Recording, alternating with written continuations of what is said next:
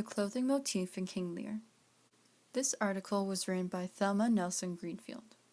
Her thesis is that the contrast between being clothed and unclothed in King Lear is used to reinforce the theme of each character. Greenfield's article explains the way characters were dressed in King Lear and how it represents their values in nature. Shakespeare uses visual and verbal images to contrast characters who are clothed in rich garments versus those who are naked or barely clothed. Greenfield examines how nakedness plays a role in how it was portrayed in various eras, such as biblical and Roman tradition, medieval and Renaissance era.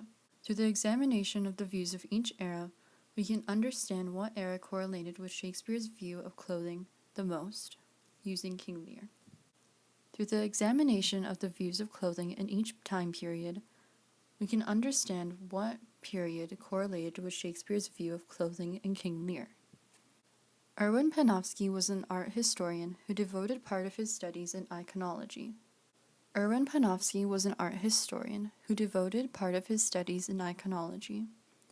According to Panofsky, the idea of nudity has a conflicting perception. In earlier art, figures that were draped or undraped can signify either superiority or inferiority. He called this debat. Debat creates a hierarchy based on the symbolic value of nudity. He lists 4 theological meanings of nakedness that are both favorable and unfavorable. The first one is the natural state of man, like birth. The second one is the lack of earthly possessions, which can be voluntary, as in the apostles. The third meaning of nakedness is of innocence, and the last meaning represents the vices. These beliefs on what nudity symbolized was apparent in each of these eras. The biblical tradition of nakedness was viewed as something bad, such as poverty. Sometimes it was associated with the truth, like the naked truth. In the Middle Ages, there was more mixed emotion of what nudity symbolized. However, in medieval pictorial art, clothing seemed to be superior to nudity. In one picture, undraped figures symbolizing worldly happiness is inferior to another figure representing heavenly life, which is draped. In medieval time, being naked showed signs of lust and absence of ethics, whereas individuals that were socially accepted and deemed important in society were dressed elegantly. In the Renaissance period, nudity became a symbol of truth and presence of virtues, while clothed figures represented vain and worldly possessions. The juxtaposition of draped and undraped figures provides an underlying meaning of what will change according to the time period. So the question is, what symbolic meaning of clothing is in King Lear? The views of clothing explained in the Renaissance period correlated most with the clothing of the characters in King Lear.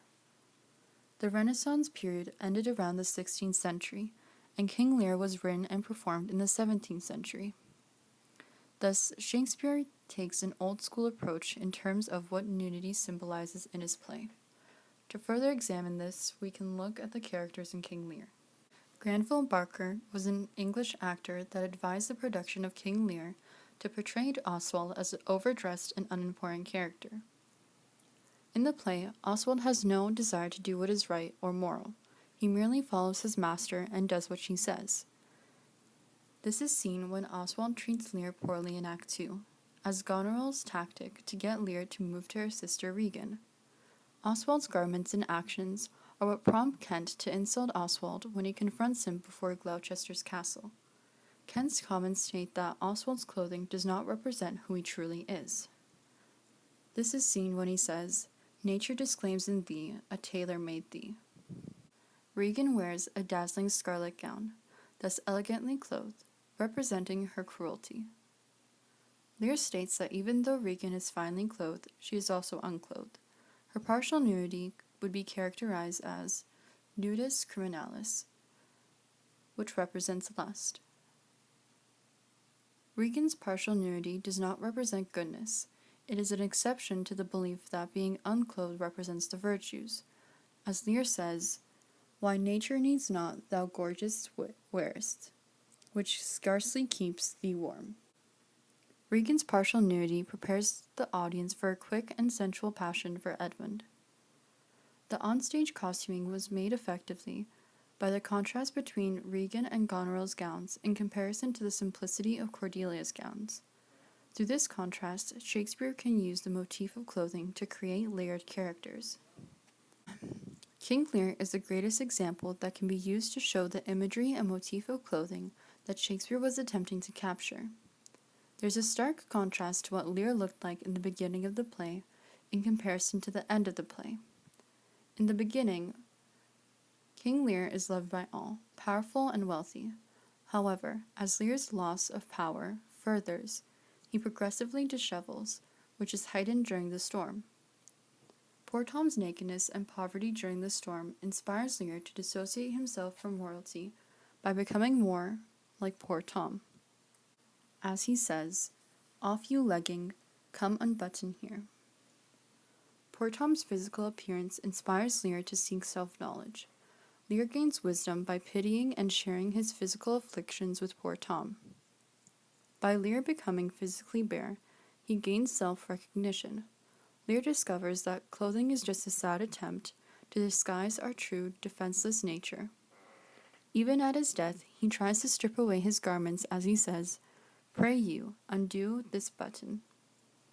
Lear's circumstance causes him to go mad and further disintegrate his power, which is evident in his clothing. In conclusion, the motif of clothing was realistically fitted into the plot of King Lear by Shakespeare's choice of garments as an indication of point of view and character.